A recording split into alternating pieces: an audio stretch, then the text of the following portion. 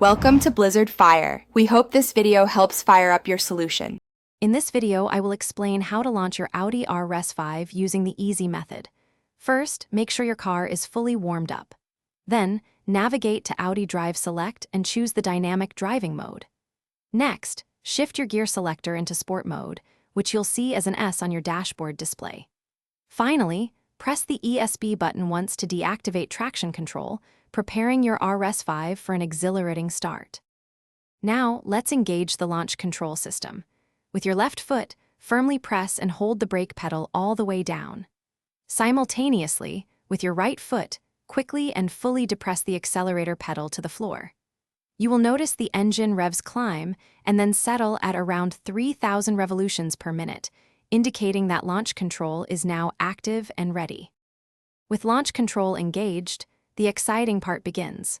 Once you are ready, quickly and completely lift your left foot off the brake pedal. The Audi RS5 will immediately launch forward with incredible force, pinning you back into your seat.